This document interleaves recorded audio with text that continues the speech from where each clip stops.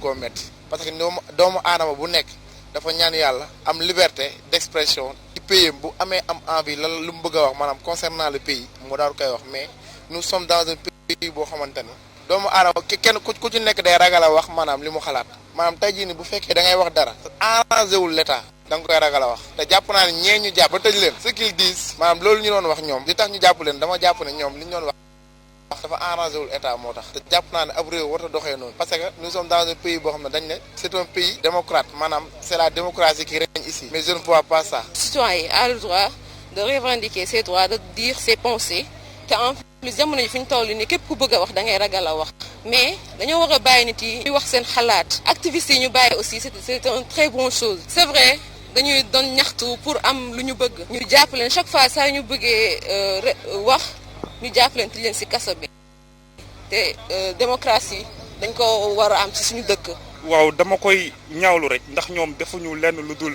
défendre li nga xam ne nii moom mooy métitu askan wi donc bu fekkee ne dañ leen a jàpp ngir loolu dañ koy ñaawlu rek te loolu day wane ne réew mi dafa sooxee ci wàllu démocratie. dëkk boo gis moom daa am ay activistes te activistes yi dëkk boo gis tamit moo ngi ni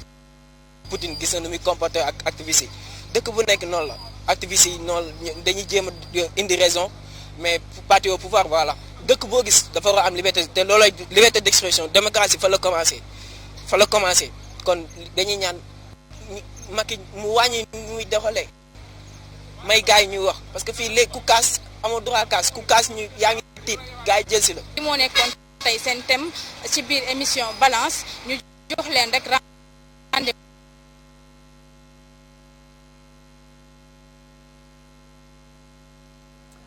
Walf TV la télé des sans voix mbokk yeeg xarit yi ñi ngi amaat mbégte di dalal ci seen émission balance fii ci salle polyvalente La Jamono askanu Sénégal ñi yeewoo ci biir réew mi ak waa bitim réew dal leen ak jàmm tey jii nag ñu dalal ki nga xamante ni moom mooy professeur Ngouda Mboup di constitutionnaliste ñu fas yéene waxtaan ak moom ay thèmes yu takkoo takku lu ci mel ni indépendance de la justice sukkandiku rek ci prétexte bi nga xam ne moom mooy lël bi nga xamante ni ñi nga xamante ñoom ñooy magistrat yi amaloon nañ ko ci semaine bi ñu weesu ay bés yi ñu génn doon saytu rek li nga xamante ni moom mooy wàllum indépendance de la justice ak li question yi nga xamante ni aajowoon na ci yëpp mu doon ponk bu njëkk bi nga xam ne war nañ ko waxtaane war nañu waxtaane tamit également li ñu tuddee régime des libertés muy jàpp yu bëri yi nga xamante ne nemmeeku woon nañ ko jamono ji manifestation yu bëri yi nga xamante ne dañ koy faral di tere waaye tamit li nga xamante ni moom mooy dossier Ousmane Sonko ak leneen yi nga xamante ne aju na ci wàll bi troisième mandat dinañ ko waxtaane ndaxte duñ fi dalal constitutionnaliste ci plateau bi te mënuñ koo waxtaane xool li nga xamante ni càmbar li ci loi yi wax ak tamit li nga xamante ne ay jàngat la yoo xamante ne war nañ ko ci génnee calendrier électoral également dinañ ko waxtaane parce que umpalewu leen ni am na ci ay jongante yoo xamante ne waroon na am bu yàgg ñu dàqandikoo yi nga xamante ni moom la ñuy séntu également nekk loo xamante ne lu incertain la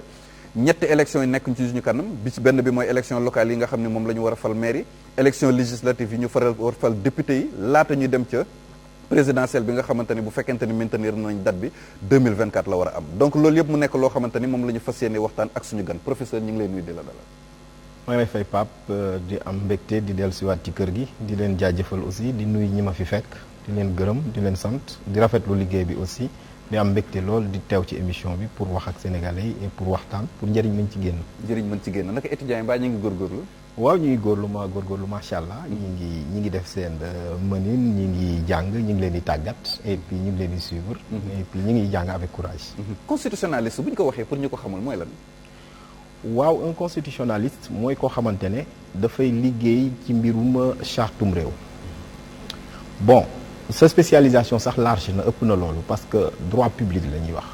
mais boo nekkee constitutionnaliste mooy kenn léegi sax terme bi dañ ko galvaudé am na ñu naan sax chercheur en droit constitutionnel parce que droit constitutionnel dafa am ay pàcc yu yàgg yu yokku léegi dañuy wax sax le droit constitutionnel supranational mais constitutionnaliste bi mooy ki nga xamante ni par exemple dafay def des travaux sur le droit constitutionnel wala mu koy jàngale. d'accord mais terewul ñoom ñëpp ay juristes lañ. waaw ñoom ñëpp ay juristes lañ. parce que un juriste moom c'est un technicien du droit. voilà tout à fait alors suñu chroniqueurs yi également ñoom ñëpp nekk nañ ci plateau bi tey sax dañuy am mbégte dalal suñu naataango journaliste bu bàyyeekoo fële ca groupe E-Média muy Aliou Diouf nekk journaliste chroniqueur judiciaire Aliou ñu ngi lay dalal plateau Balance. Merci beaucoup Pape Ndiaye merci pour l'invitation maa ngi nuyu ñi nga xamante ni ñoom ñoo nekk ci plateau bi yëpp sa invité professeur Ngouda Mboup ak également major Niang ak Ibrahima Sall di la gërëm bu baax a baax ci dalal bi ma dalal tey. voilà merci beaucoup doyen major Kandji. Pape ñu ngi kontaan di dalal professeur Ngouda ak di sama turandoo Aline ak Awa c'est Awa non mami gëj nañ ko gis trop ak Ibrahima nga xam ne daf may faral di attaquer mais on dirait que tere nañ ko voilà léegi kon donc tey moom c'est un choix quoi parce que professeur Ngouda moom bu fi nekkee rek lu bari dana leer. waaw tey kay moom on va manipuler les grands concepts du droit constitutionnel. lu bari dana leer. alors Ibrahima. encore une fois vraiment ñi ngi kontaan loolu dalal fi kàngam ci wàllu yoon koo xam ne vraiment Sénégal ñëpp ko naw ci dëggoom ak ñàkk féetam loolu la Sénégal yëpp nawee ñu di la encourager ci lancé boobu moo tax saa bu ñu la dalalee rek vraiment dañuy am mbég di nuyu waa plateau bi di nuyu waa Sénégal ak ñi ne ci prison yi. très bien Ndeye Mami maa ngi lay nuyu bu baax di nuyu suñu invité professeur Ngouda Mboup di nuyu ñi nga xam ne ñoo ñu ci tànn téléspectateurs yi di nuyu ñi ma bokkal plateau bi aussi. gëj nañ la gis depuis bañ fi invité Maître El Hadj Diouf. waaw gis ko nekkoon. maa ngi woon ci tunnel yi rek nekk ci liggéey bi ci suuf. loolu di nga ma tekkil kàllaama boobu dama koy faral di dégg tunnel waaye xaw ma lu muy tekkee alors mu mel ni balaa ñuy sori ak suñu invité ci li nga xam ne moom mooy waxtaan bi am na lu xew ci prison yi am na loo xamante ne ab dogal la information boo xamante ne dafa concerner prison yi donc dañuy ànd ak Ibrahima mu dëgtal ñu ko loolee bees ci prison yi lan la. waaw Pape Ndiaye xam naa li bees bi njëkk mooy mi ngi jëm ci wàllu visite yi nga xam ne ni administration pénitentiaire ajoon nañ ko ab diir li ko waraloon mooy feebaru corona bi si lañ jëlee woon ay mesures dakkal lépp loo xam ne dafa jëm ci visite ci prisonniers yi mais yàlla def na dogal boobu administration pénitentiaire teggi na ko le 7 avril bii nii visite yi dina commencé maanaam altine ba àjjuma lay commencé mais bool yi mën nañu ko indi week-end bi mais détenu bu bëgg sa parent seet si la da ngay dem nga bindu si ki nga xam ne moom la ñuy wax assistance sociale bi nga bindu nekk dama bëgg sama bàjjen bi seet ma wala sama yaay bi wala sama tante bi ñu bind ko ci carnet bi bu ko defee ñoom ñu mën ko organiser loolu nag wàllu visite yi nag dañ ko bàyyee directeur prison yi kenn ku nekk sa kaso ni mu bindoo yow yaay organiser say visite loolu mooy information bi. voilà donc visite yi tàmbali war na ci kaso yi dégg ngeen ni mu ko leeralee ak yóbbu lekk yi tamit également alors ñun ñëpp xam nañ ni weer bi ñu nekk muy mois de mars suba ci àllarba ji ci lay dee ñu dugg ci weer bu bees muy avril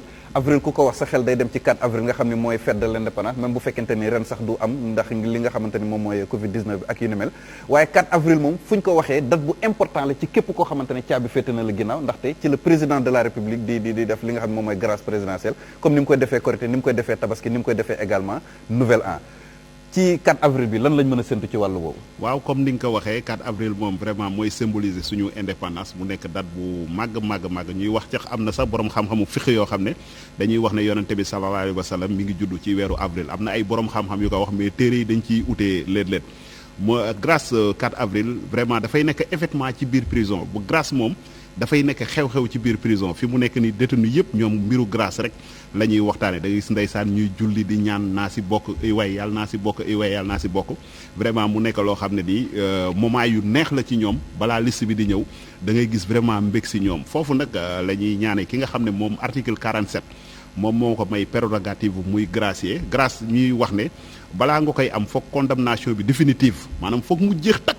boo defee appel rek mënoo bokk ci grâce bi tant que yow say mbir lijjantiwuñu ko ba mu féetee boor rek li ñuy wax grâce mënoo si bokk grâce daal balaa nga ciy bokk ci gàttal mën nañ la tëj ñaar fukki atu kaso ñu ne condamnation bi définitive la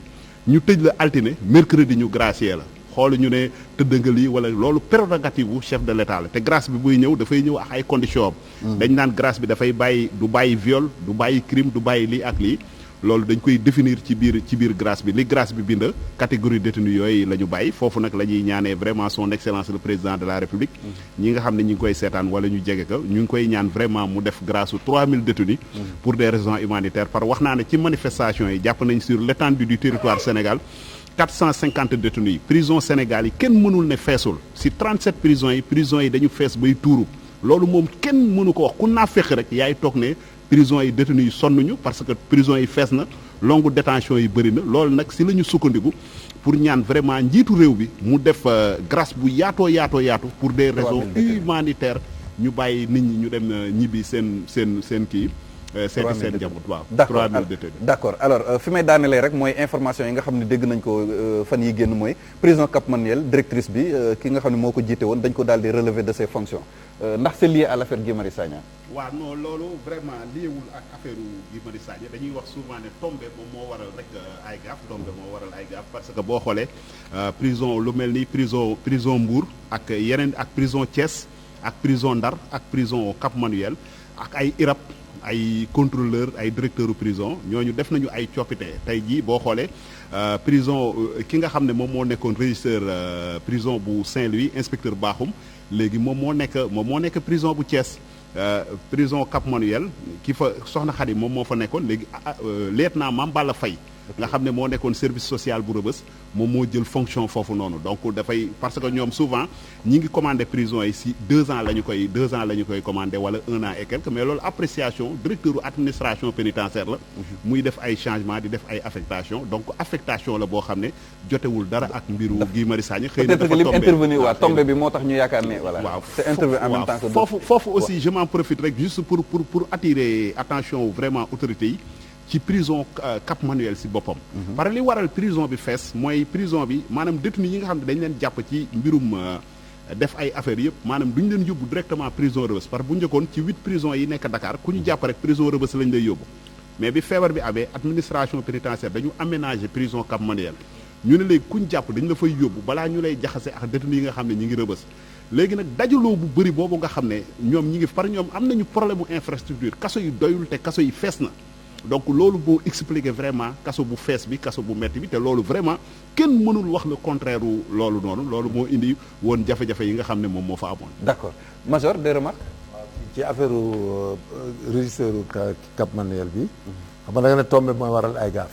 mais dafa am technique de commandement aussi xam nga les commissaires de police les magistrats fonctionnaires yu bari ñi nga xam ne dañuy am liggéey boo xam ne dañuy am relation ak population yi. bu amee benn conflit bu amee benn conflit d'habitude pour moralu kii bi le personnel ak nit ñi xam nga dafa am ay techniques de commandement aussi parce que kooku ni ko Guy Marius Sagna décrié man je suis d'accord ñu mbite ko mais ni koy jox lu melaat noonu il faut qu'on soit clair technique de commandement là c'est pour maintenir l'état d'esprit des hommes et des subordonnés bu dee parce que un activiste il ne défend que son activisme. Celui qui est chef quelque part, un procureur, un commissaire de police, un régisseur autre, kooku dafay def une mission que lui a confié l'État avec des termes de référence. Déjà kooku bu tombee ne benn nit ñëw ci prison am ak moom maay à partir ba amoon na fi ay événements dañ ma soumis dañ ma fouillé avant tout ça. xam nga amoon nañu bari technique de commandement parce que moi j'ai fait les grands commandements. technique yi gis naa ne ay temps yoo xam ne boo bëggoon sax jëlee nit foofu même normalement ni ko Ibrahima waxee dañ daal en attendant laisser-le là-bas ba affaire yi toog bañ xam ne c'est pas lié à ça c'est des techniques de commandement. Parce qu'il y a l'état d'esprit des hommes. La dame je suis d'accord que ñu lutter quoi mais je suis pas d'accord que mu bañ a jëlaat un commandement pareil parce que déjà moom l'entendement de ces activistes là ñoom ils pensent que ñoom ñoo tax ñu jëlee fi ndaw si la directrice du Cap Manuel ci technique de commandement là je me porte à faux gis nga ak coow Guy Marius Sagna ni mu baree woon man je ne suis pas d'accord parce que man loolu jàng naa ko xam naa ko dans des cas pareils vraiment je conseille de ne jamais muter parce qu'il y a l'état d'esprit des hommes du personnel à sauvegarder kooku moom lu leer laay wax foofu par rapport ak li ñu fi wax yëpp ci grâce beeg yéen a ñoom seen. commencé ci constitution bi comme ni ko Ibrahima waxee c'est l'article 47 donc mooy jox prérogative constitutionnelle et régalienne du président de la République mais damay wax ni grâce aussi institution de clémence la comme amnistie donc dañ ko instituer pour mën a may ñi nga xamante ni dañu nekk ci loxo yoon une seconde chance te loolu noonu prérogative boobu dañ ko teg ci loxo président de la République donc c'est un pouvoir discrétionnaire même si am na procédure bu ñu war a suivre et donc ci loxo président la nekk beneen bi si topp mooy comme ni ñu ko waxee fii je pense que en réalité bu ñuy wër l'humanisation de la peine je pense que defar prison moom ak di xool di ko saytu dafa war a nekk un processus de tous les jours du doy muy dëkk bu développé muy suñu bos ñu mën a xool aussi bu fekkee nag par exemple mutation n'est-ce pas un agent de la fonction publique comme man dama koy jàngale droit de la fonction publique moom n'est-ce pas l'agent de la fonction publique il est dans des positions donc dafay nekk en position d'activité en position de détachement ou de disponibilité boo nekkee en position d'activité nag donc ñi lay yilif mën nañ la yóbbu fu leen neex donc mënuma ci commentaire foofu d'accord alors di xanaa di leeral rek ni photo bi ngeen gis soxna si ñu wone léegi nii bokkul ak directrice su Rebeuss bi kii nii moom mooy soxna Dieynaba Samb nekkoon benn cadre de l'administration pénitentiaire boo xamante ne faatu woon na ci jamono yële weesu di ñaan suñu borom yokk leeram bu baax di profité ci occasion bi également di ko rendre hommage bu baax a baax parce que commandé woon na fi prison yu bëri commandé woon na fi Cap Manuel commandé woon na fi maison d'arrêt pour femmes de liberté ak prison yu bëree bëri donc moom Dieynaba Samb ñu ngi koy ñaanal bu baax a baax suñu borom xare ko àjjana yi gën a kawe suñu borom yokk leeram alors jot na sëkk nag kon ñu déglu ci dugg ci li nga xamante ne xam naa dinañ ci ñëwaat ci kanam tuuti ñu dugg ci li nga xamante ni moom mooy waxtaanu bés bi dëggantaan donc dañuy ànd ak suñu naataango Aliou Diouf ñu daal di entamer li nga xam ne moom mooy thème 1 bi waxtaanee indépendance des juges Aliou ñu bàyyi la nga lancer débat bi. merci beaucoup Pape Ndiaye ñëw rek xanaa ci professeur di ko nuyuwaat encore une fois di wax ni Pape Ndiaye dañu koy door rek lël ga nga xamante ni yaa ngi koy wax sànq sa biir wax kii di ñii di waa Union des magistrats sénégalais def nañ ko ci ay bés yi ñu génn nekkoon état de droit et indépendance de la justice enjeux et perspectives moom de réforme moom la ñu tuddee woon la nga xamante ni mooy seen lël ba nga xamante ni doon nañu ko def am na coow yi nga xamante ni sax jóg na ci ginnaaw gi dinañ ci ñëwaat ci biir waxtaan gi lañ leen bëggoon a njëkk a laajte professeur mooy est-ce que la justice sénégalaise est indépendante. xanaa question fermée la qui ne fait pas appel à un commentaire oui ou non. non j'espère que du doon nii oui nii non. en fait dama bëgg a wax ni man lël boobu maa ngi ci woon. effectivement. d'ailleurs man maa njëkk a tijji sax et c'était sur ça. La justice est indépendante du point de vue des textes Sénégal. parce que Sénégal dafay bàkke boppam dara. mooy Sénégal day bàkke boppam état de droit ak démocratie. boo jëlee préambule constitution bu Sénégal parce que droit constitutionnel dafa am solo foofu da nga gis ni day wax ñetti yëf daf lay wan ni Sénégal ban philosophie politique moo lal état du Sénégal la philosophie politique mi ngi lalu ci deux choses deux mamelles ay tànk yu koy téye mooy état de droit ak démocratie loolu mooy philosophie politique ñu ne la l'organisation des pouvoirs publics parce que préambule bi ñetti yëf la rek donc bu ma jógee ci philosophie politique bi organisation des pouvoirs publics ñu ne ñett la Sénégal bàkke boppam ni man Montesquieu su ma ko interprété Sénégal ni man dama koy interprété comme américains yi ni ñu ko defee français la mais du ma ko def comme français yi ni ñu ko defee du ma wax autorité judiciaire mais damay wax pouvoir judiciaire donc Sénégal bàkk ni moom dafa am ñetti pouvoir loolu aménagement du pouvoir d'État ñu ni dafa am exécutif am législatif am judiciaire ñoom ñett ñëpp c'est des pouvoirs non seulement séparés mais équilibrés donc du point de vue des textes l'indépendance du pouvoir judiciaire est consacrée. Maintenant, dans la pratique, il peut y avoir des difficultés pratiques ou bien un certain nombre de limites ay limites wala ay jafe-jafe léegi nag indépendance de la justice man du ma ko wax damay wax indépendance du système judiciaire parce que bi ñu lëloo la justice jox nañ ko indépendance mais parfois système bi moo koy tënk ci naka ci ni mu koy tënkee dafa am ay prox ndoll ak dafa am tërëlin ci mise en œuvre bi loo xam ni dafay wëlbati li ñu bind ci constitution bi ma joxe exemple dañu teg ñetti pouvoir damay bennal tey pour dañu teg ñetti pouvoir ñu ne exécutif législatif ne judiciaire mais foofu soo xoolee rek da ngay xam ni justice ci yoon moo ci waroon a ëpp doole moog législatif exécutif moo waroon gën a faible d'ailleurs même si traditionnalisme africain noonu la woon nous devions avoir les pouvoirs exécutifs les plus faibles mais jamono moo dox la primauté du pouvoir exécutif li ko indi mooy seconde guerre mondiale parce que assemblée nationale yi ñoo indi deuxième guerre mondiale ci Allemagne la jóge léegi bu ñu tegee pouvoir yi lal leen justice soo ko xoolee dafa am nu ñu ko cëralee parce que moom soo ko xoolee sax dootul pouvoir d'État mais day doon un pouvoir de la société ci naka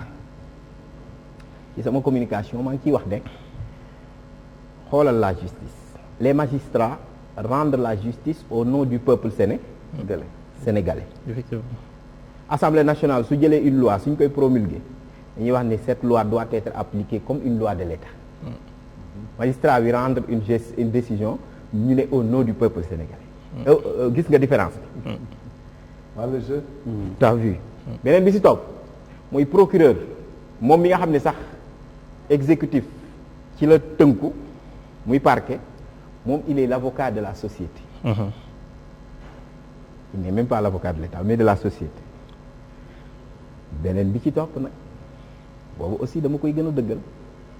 mooy la justice est rendue par les magistrats du siège. au nom du peuple. kon nga xam ni la justice c'est un pouvoir de la société. beneen bi ci topp mooy lan mooy dans cette justice l'État même peut devant cette justice l'État peut être justiciable. mën nga ko faa yóbbu sax moom ñu condamné lu kon même l'État fait partie du système judiciaire kon justice dafa am doole. moom laay wax noonu maintenant problème mu indépendance bi nag la plupart du temps ay règles la bi ci njëkk dafa laal parquet bi laal siège bi mais parquet bi dañ ko tënk mais siège bi dañ ko affaiblir te ay règles la yu nekk ci code de procédure pénale code pénal te pourtant constitution bi daf leen di consacrer parfois sans dérogation mais bu ñu ñëwee ci code yi mu am dérogation ma joxe la rek exemple boo jëlee le siège par exemple dañ la naan c'est des magistrats inamovibles l'inamovibilité est posée par l'article 90 de la constitution tegu fa dérogation mais soo demee pourtant tey les juges d'instruction par exemple sont nommés par le garde des Sceaux par simple arrêté beneen bi ci topp mooy dañ lay wax ne la le magistrat même s'il est inamovible inamovibilité bi lan la mooy mënoo koo affecté sans son consentement mais soo koy affecté mën nañu dañu dugal benn prox ndoll ni par nécessité de service et nécessité de service yooyu dañu dem ba ci jaar ku prox ndoll ñu tuddee ko des commodités administratives looloo tax ba nga xam ni récemment le juge Ngor Diop dañu jékki-jékki rek jëlee ko fële dina tribunal d'instance bu te kenn xamul lu tax ñu jëlee ko fa donc yooyu ay technique la lu exécutif bi wax beneen bi ci topp mooy le siège li koy garantir ak li leen di garantir seen indépendance mooy conseil supérieur de la magistrature moom mooy gérer la carrière des magistrats te boo xoolee conseil supérieur de la magistrature boobu noonu ñun bi ñu ko saytoo conseil supérieur bi exécutif daf ci am mainmise bi mooy lan président de la république moom moo koy présider mooy président bi et le ministre de la justice garde des sceaux mooy vice-président bi am na njeexital xam nga lu tax mooy président de la république ci séparation des pouvoirs xoolal constitution président de la république amul droit dëgg tànkam biir assemblée nationale en principe du principe de la séparation des pouvoirs kon tey président de la république normalement war a dugg ci biir conseil supérieur de la magistrature magistrat yi dañu waroon bàyyi ñu gérer ko le premier président de la cour suprême même jiite ko wala président du conseil constitutionnel nu ñu ko mën a tënkee parce que loolu day nuru moom la ñu bind suñu constitution pouvoir indépendant et séparé dinañ ñëwaat dinañ ñëw ci conseil supérieur de la magistrature mais yaa ngi wax la nga xamante ni tey moo tënk ñi nga xamante ni mooy les magistrats du siège mooy les juges du siège ak ñi nga xamante ni ñooy les magistrats du parquet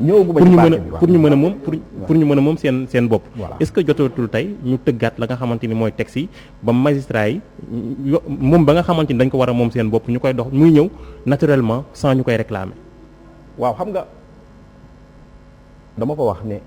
l'indépendance de la justice comme ni ma koy waxee sànq sur les prisons et autres c'est un processus de tous les jours du doy dañu koy suuxat dafa mel ni rek garab goo tex di ko arroser tout le temps da ngay ñëw di sotti ndox bu ñu jàpp ni lépp bon parce que def nañ ay jéego dama lay wax exemple soo xoolee l'indépendance fonctionnelle maanaam tey président de la république jël na fi grâce comme ni ko Ibrahima doon waxee il faut une décision définitive dans l'affaire Wuri Diallo mu nekkoon en instance mu am appel xoolal ironie du sort l'affaire part à la cour d'appel de Thiès kan moo ko waroon juger le président de l'union des magistrats du Sénégal la décision elle est emblématique man bi ma koy jàngale même bu ma koy wax dama naan c'est une décision à la sauce Marbury Madison dafa am lu mu joué aux États-Unis 1803 moo indi même exception d'inconstitutionnalité foofu mais décision boobu noonu boo ko liiree le juge bi dafa dem tibb ci préambule bi ni ma ko doon waxee ni Sénégal dañu am 3 pouvoirs séparés et équilibrés te pour ñu mën a gracier nit il faut décision bi définitive donc le décret présidentiel dafay violer n'est-ce pas une affaire en cours c'est extraordinaire c'est emblématique xam nga loolu noonu c'est à mettre au crédit de la justice mais aussi dafa am solo xam nga lan moo tax parce que Sénégal lii du fi gan moo tax dañ daan def ay jéego tey bu amee ay recul aussi buñ ko saytoo mën nañu ko rectifier parce que loolu la rek le président Senghor dafa daan wax tout le temps suy def discours à la nation fin d'année combien de fois l'État du Sénégal a été condamné moo tax sànq ma lay wax ni état même justiciable la ci système bi moo tax la justice est un pouvoir de la société ba nga xamante ne chaque fois am na sax bu mu fi jëlee benn décret dàqoon ay étudiants yu grève woon un président mënul dàq étudiant parce que conseil de discipline université moo ko mun def mais boobu président daf ko def bu ko defee affaire bi dem cour suprême étudiants yooyu attaqué ko fa clamé ko ñu annulé décret ba bi ñu ñëwee am des gens très téméraires yu wëroon n'est-ce pas président de la République c'est le juge Kéba Mbaye qui parle dans son ouvrage propos d'un juge ni ko waa il faut nga jël ay mesures d'art kii mu ni leen déedéet la justice j'ai fait mon devoir la justice a fait son travail kon loolu parce que justice doole ji mu war a am loolu moo normal parce que juge rek moo mën a moo am dayu président de la République jël xaatim décret mu mën ko annuler léegi nag problème bi su ma si ñëwee li nga ma wax foofu noonu mooy lan c'est-à-dire en réalité am na ci yoo xamante ni tey jii nii dañ ko war a jubbanti bu ñu ko jubbantee day may doole juge bi parce que juge bi dañ ko war a tóoj ko pour mu am gëdd googu nag mooy dafa war am loo xam ne dañ ko war a nangu ci exécutif damay wax tout le temps ne ñun dañuy suñuy loi soo xoolee ci France rek mën koo tëggaat comme dañ ko recopier foofu te ñoom seen société day dox te pourtant ñoom autorité judiciaire la ñu am mais tey ci seen i charte ak seen i loi ni ñu ko tëggee seen bos moo gën a avancé suñu bos parce que ñoom seen i réforme dañu ko gaawtu maanaam dañu def ay jéego et cetera yu bëri je donne un exemple les juridictions d'exception ont été supprimées en France en 1980 ñun am nañ fi yu fi nekk ba tey lu mel ni CREI Sénégal sax amoon nañ fi la cour de sûreté de l'État boo xam ne dañ fa daan yóbbu président Abdoulaye Wade di ko fa jaay doole mais supprimé nañ ko yooyu ay avancé la léegi nag su ma dellu see ci magistrat yi le conseil supérieur de la magistrature li ma doon wax sànq ak léegi li ñuy wax ci magistrat yi mooy li leen di tënk ci loolu surtout l'inamovibilité am na solo parce que le pouvoir exécutif bu ñu fàtte ni su fekkee ne dafa am lu muy jouer ci biir exécutif mën a jël magistrat yi mënu leen a maanaam yóbbu fenn wala mën a jouer ci carrière magistrat yi su boobaa noonu en réalité mun na affecter leur indépendance beneen bi ci topp mooy les magistrats en tant que tels leur carrière comme ni ma ko waxee tànk dépend de l'exécutif parce que en réalité exécutif mooy décider au niveau du conseil supérieur de la magistrature bàyyiwuñu magistrats yi décider dans la mesure où lu tax nit ñi dañuy naan rek président mi ngi fa et cetera mais non man dama ni nekkin bi en réalité day am lu muy affecté parce que xoolin bi rek wala tëggin wi am na solo beneen bi ci topp nag les magistrats du siège au Sénégal dañuy wax aussi magistrat du siège ci leeral mooy ñiy atte waaw moom laa nekk ba tey sànq parce que ñëwaguma ci parquet ci procureur yi waaw parce que parquet dafa am solo parce que dama jàpp ni le problème de l'indépendance de la justice c'est beaucoup plus le parquet que le siège mais siège seen problème mooy li nga xamante ne constitution bi dañ leen ko jox dañ ko nangu ci beneen loxo bi moom laay wax dérogation yooyu c'est que dérogation yooyu noonu ci biir loi bi la ñu nekk te waruñu fa nekk maanaam l'inamovibilité beneen bi ci topp nag je ne sais pas si j'ai bien répondu par rapport à la question. oui ñëwal si ñi nga xamante ni ñooy les magistrats du parquet. voilà parquet bi xam nga sunu système loolu keroog man bi may def sama communication dama ne man en tant que chercheur en droit constitutionnel constitutionnaliste soo xoolee sa point de vue mooy boo liree constitution bi mooy le parquet war nañ ko tëggaat. ci naka. li ñu war a tëggee le parquet mooy. dooleem dafa bëri wala dafa am doole bu jéggi dayo moom li avocat yi du tuddee pouvoir exorbitant. exorbitant effectivement. waaw parce que xam nga dañ ni le procureur est l'homme le plus puissant de la République. bu ñu ko waxee nit ñi juumuñu parce que dañ ni ko tuer l'avocat de la société. Très bien boo demee États-Unis tey procureur de la République procureur bi mun na woo président de la République dans l'affaire Clinton et autres. mais suñu dëkk procureur mënul woo sax ministre. su ko bëggee day demander autorisation président de la République. y a problème. effectivement. soo amee problème ak ministre yow nga dem nga porter plainte procureur bi mënu la convoquer ministre bi tant que demandé wul autorisation président de la République. léegi parquet bi dafa am problème bu njëkk mooy mën na jot ay instructions à caractère général ou individuel. ci loolu dañu ni lii nga xam ni c'est des instructions à caractère individuel yu nga xamante ne ministre de la justice garde des sceaux mën na ko joxe yooyu dañ ko war a supprimer. nga xamante ne des instructions rek à caractère général parce que ñi nga xamante ne dañuy défendre que président de la République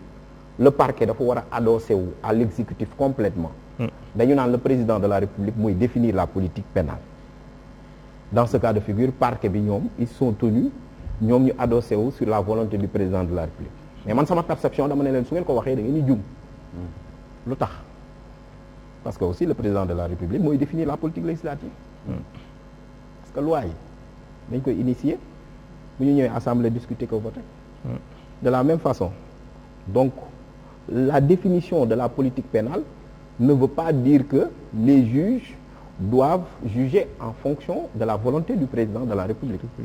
Donc looloo tax ba nga xamante ni parquet bi war nañ ko may doole yoo xam ni sañ-sañ boo xamante ni day am lu mu cër ni ma koy waxee cër boo xam ni bu parquet bi taxawee dina ñëw sur les instructions beneen bi stop mooy l'article 28 n'est-ce pas donc du code de procédure pénale dafay permettre à ce que les magistrats du parquet tey jii nii donc ñu mën leen donc affecter même sans leur consentement en cas de besoin wala chaque fois su leen neexee loolu nag aussi day indi leneen parce que soo xoolee dañu ni rek parquet bi certes mun na adossé wu à l'exécutif mais il faut ñu jox leen une marge de manœuvre même bu ñu amul indépendance ñu am autonomie dans le cadre de l'opportunité des poursuites c'est bien mais n'oublions pas que en réalité am na décision yoo xamante ni parquet bi tey jii nii exécutif mën na ko ñëw tey jii ni ko arrêté donc ci lël bi li ñu doon wax mooy parquet bi am na ay règles yoo xamante ni nii day affaiblir son rôle surtout dans le cadre de l'équité et de l'égalité devant la justice bu ñu bañee mu am par exemple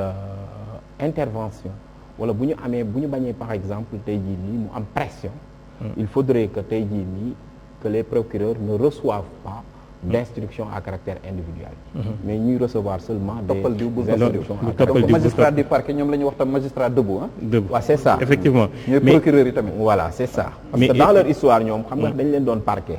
donc bu ñu ñëwee taxaw ñoom dañ daan taxaw c'est des magistrats debout mais genre parquet lay doon parce que dañuy taxaw nii donc loolu indi parquet donc ñoom dañuy taxaw bu ñuy def leur réquisitoire alors que les magistrats assis c'est les magistrats du siège bu ñuy juger c'est eux qui disent le droit d'ailleurs parce que le parquet n'est rien d'autre qu'une partie au procès partie privilégiée oui c'est normal parce que c'est l'avocat de la société effectivement moo tax toujours boo xoolee dama naan la justice est un pouvoir de la société mais Ngouda Mboup tey à défaut de couper ce cordon ombilical là existant entre le parquet ak l'exécutif est-ce que waruñu woon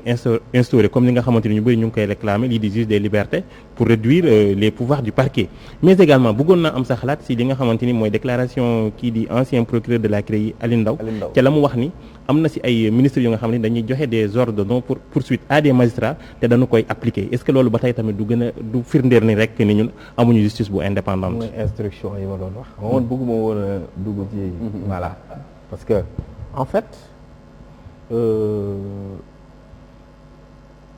ma répondre ci deuxième question bi parce que ou bien ci première bi même l'institution d'un juge des libertés France la am tamit moom laa doon wax sànq et c'est normal parce que parquet bi waratul la décerner des mandats de dépôt parce que da koy jox benn dayoo boo xam ni peut-être que dañuy naan toute personne qui a du pouvoir est tentée d'en abuser et il va jusqu'à ce qu'il trouve des limites c'est ce qui nous dit que même la vertu a besoin de limites alors suñu instituer un juge des libertés dina am solo parce que dina redonner confiance aux citoyens parce que loolu je pense que c'était le maître mot parce que justice perception la dañu jàpp ne parquet bi mooy tëj di tijji la plupart du temps donc su fekkoon tey par exemple parquet bi xaw nañ ko protéger parce que defar un juge des libertés aussi ci protéger parquet bi la bokk c'est-à-dire wane ni kat ñii aussi am nañu benn liberté bi te am nañu benn indépendance bi su ñu demee nag devant un juge des libertés foofu ñu plaider juge bi mooy xool kan lay bàyyi wala kan lay yóbbu donc ñu teg la loxo en attendant beneen bi si topp nag mooy le procureur Alioune Ndao procureur Alioune Ndao beaucoup ancien procureur spécial de la CREI voilà et cetera mais je pense que c'est un homme du sérail aussi su waxee aussi waxam am na solo et donc du coup xam nga nit bu yëngu ci dara wala buy liggéey ci dara bu ci waxee même boo ci d'accord da nga koy nangul li mu wax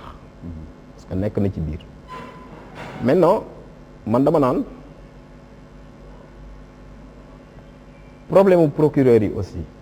parfois ça peut être un problème de personnalité la dimension personnelle dañu koy fàtte am na solo parce que am na ñoo xam ni peut-être que li ñuy doxale bokkul ak ñeneen mais ba tey rek man foofu dama naan en réalité magistrats yi ñoom ñëpp ils ont des règles déontologiques et éthiques muy le parquet que muy le siège te je pense que ñoom ñëpp am na benn idéal parce que seen intime conviction la ñuy demee même ñi nekk dans le parquet sax dans l'opportunité des poursuites seen intime conviction la ñuy demee kon man du ma mën a critiquer li mu wax dama ko koy nangul parce que c'est un homme du sérail mais li ma jàpp mooy les magistrats du parquet war nañ leen gën a mën a dooleel parce que ñoom en réalité perception bi ci ñoom la gën a diise parce que dañuy jàpp ni en réalité le parquet est adossé à l'exécutif c'est-à-dire que ministre de la justice garde des sceaux mooy seen chef et ministre de la justice garde des sceaux dafa défendre ci président de la république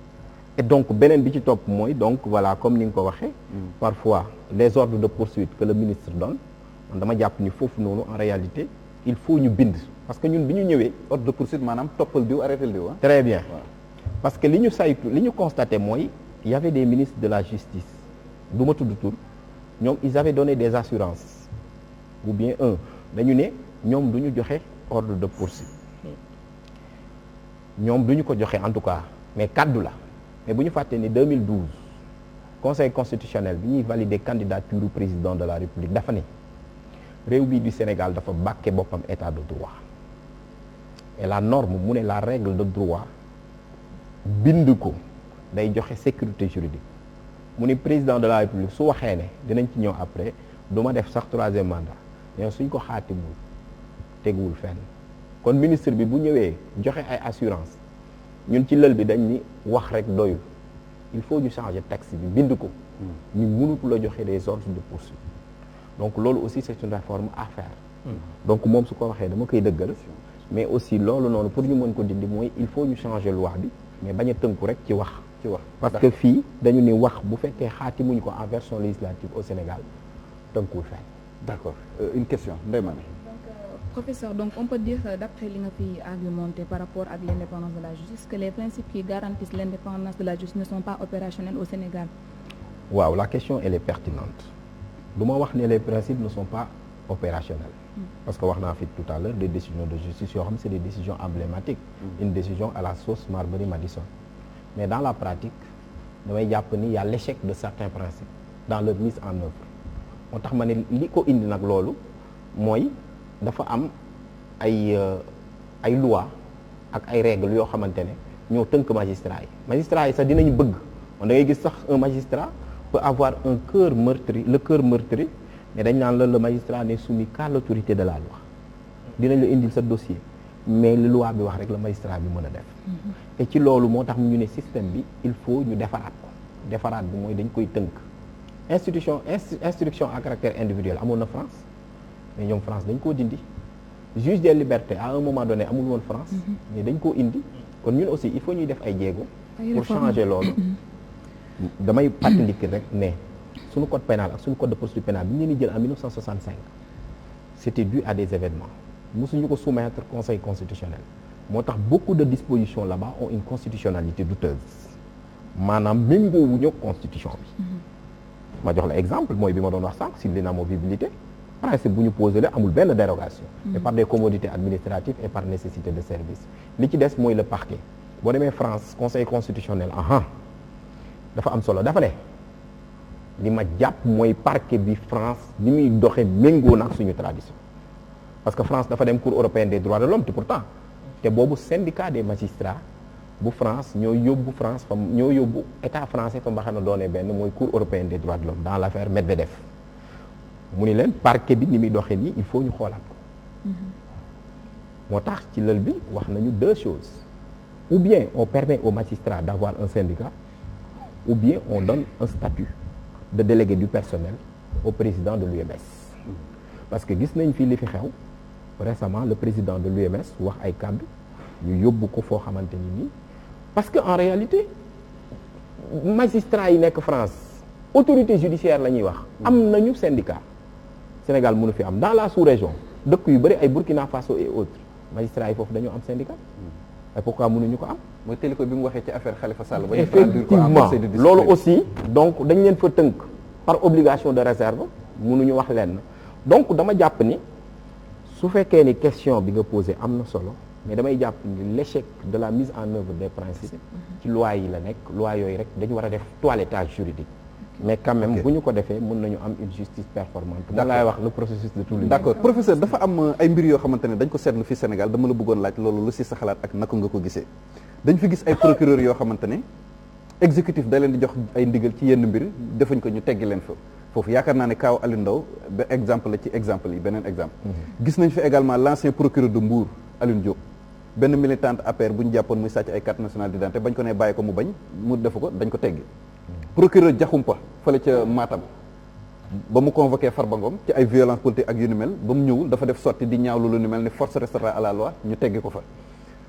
l'ancien procureur Ousmane Diagne également bañ ko demandé mu requérir non-lieu dans l'affaire Ndiaga Diouf def ko ñu teggi ko fi indi keneen ku ko remplacer ki ko fi remplacer également et la liste est loin d'être exhaustive ak yeneen procureur yu bëri yoo xamante ne bu ñu leen joxee ndigal te damay dégg souvent ñu ne procureur moom mooy maître des poursuites moom mooy apprécier de l'opportunité des poursuites te bu ñu ko joxee ndigal ne ko bàyyil kii bu jàpp wala jàppal jàppul ñu daal di koy teggi yow loolu naka nga koo jàngatee.